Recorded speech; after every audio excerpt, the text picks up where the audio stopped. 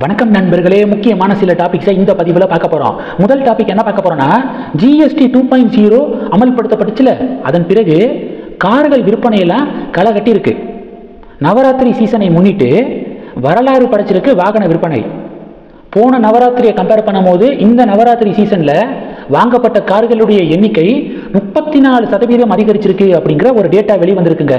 GST அந்த வரி குறைப்பு எதிரொலியாக தான் இவ்வளவு பெரிய ஒரு பர்ச்சேஸு அப்படின்னு வல்லுநர்கள் சொல்கிறாங்க. 11,56,000 வாகனங்கள் விற்பனை செய்யப்பட்டிருக்கு இந்த நவராத்திரி சீசனில்.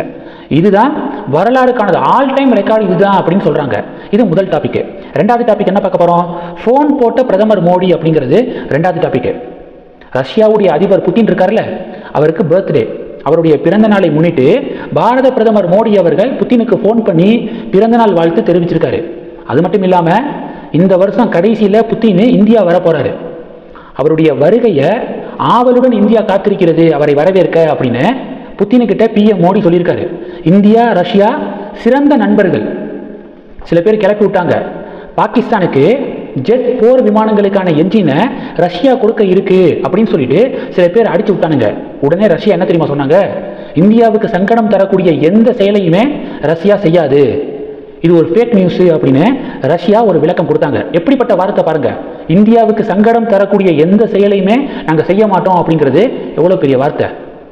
ஸோ அந்த ஃப்ரெண்ட்ஷிப்புக்கு மோடி அவ்வளவு ரெஸ்பெக்ட் கொடுக்குறாரு.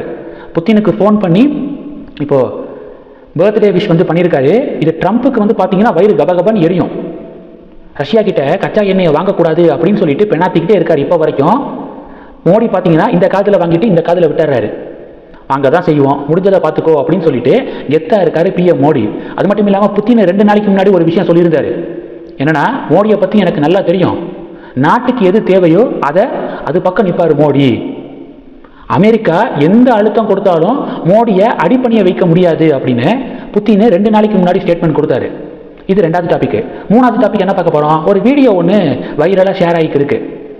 என்னன்னா, கோயம்புத்தூர்ல இருந்து சென்னை போகக்கூடிய விமானம், அந்த விமானத்தில் அண்ணாமலை ஒரு பேசஞ்சராக இருக்காரு. ஃப்ளைட்டில் ஏறி உட்காந்தோனையே புத்தகம் படிக்கிறது அவருடைய வாடிக்கை. ஃப்ரீ டைமில் ஏதாவது புத்தகத்தை ஏதாவது வாசிச்சுட்டு போகணும் அப்படிங்கிறது அவருடைய பழக்கம். ஃப்ளைட்டில் ஏறி உட்காந்தோன்னே ஒரு புத்தகத்தை வாசிக்கிறதுக்காக எடுத்திருக்காரு. அப்போ ஒரு சோசியல் மீடியா இன்ஃப்ளூயன்சர் அண்ணாமலை அப்படின்னு ஹாப்பி ஆகிட்டார். அண்ணாமலை அவர்கள் படிக்கிறதுக்கு புத்தகத்தை எடுத்த நேரத்தில் வீடியோ எடுக்க ஆரம்பித்தார். அண்ணாமலை சார், நீங்கள் என்ன புத்தகம் படிக்க போறீங்க அப்படின்னு சொல்லிட்டு இவர் கேட்குறாரு. அதுக்கு அண்ணாமலை என்ன சொல்கிறாருன்னா, 107 days அப்படிங்கிற புத்தகம், கமலா ஹாரிஸ் எழுதின புத்தகம், முன்னாள் அமெரிக்காவுடைய வைஸ் பிரசிடென்ட் கமலா ஹாரிஸ் எழுதின புத்தகம். அவங்களுடைய கேம்பெயினில் என்னென்ன நடந்துச்சு அப்படிங்கிறத தொகுத்து அவங்க ஒரு புத்தகமாக எழுதியிருக்காங்க. அதை அண்ணாமலை ஃப்ளைட்டில் படிக்க எடுத்து வச்சிருக்காரு. அந்த வீடியோ இப்போ வைரலாக ஷேர் ஆகுது.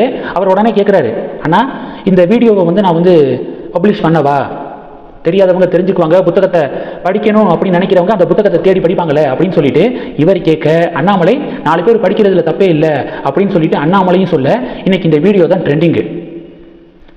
கொஞ்சம் ஃப்ரீ டைம் கிடைச்சா புத்தகம் படிக்கலாம் அப்படின்னு நினைக்கக்கூடிய அண்ணாமலையை பார்த்து சில பேர் பார்த்தீங்கன்னா 20,000 புத்தகம் படிச்சிருக்காராம்ப்பா, யாரை ஏமாற்ற பார்க்குறாரு அப்படின்னு சொல்லிட்டு பாலிடிக்ஸ் பண்ணுறாங்க.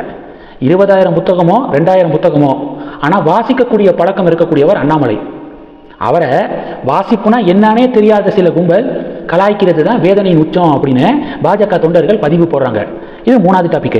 நாலாவது டாபிக் என்ன பார்க்க போகிறோம், இன்னைக்கு முதல்வர் ஸ்டாலின் அவர்கள் போராட்டத்தில் வருகின்ற சட்டமன்ற கூட்டத்தொடரில் காசாவில் இஸ்ரேல் நடத்தி வரும் தாக்குதலை கண்டித்து தீர்மானம் கொண்டு வரப்படும், ஒரு தீர்மானம் போட போகிறோம் சட்டப்பேரவையில் அப்படின்னு சொல்லிட்டு அறிவிச்சிருக்காரு.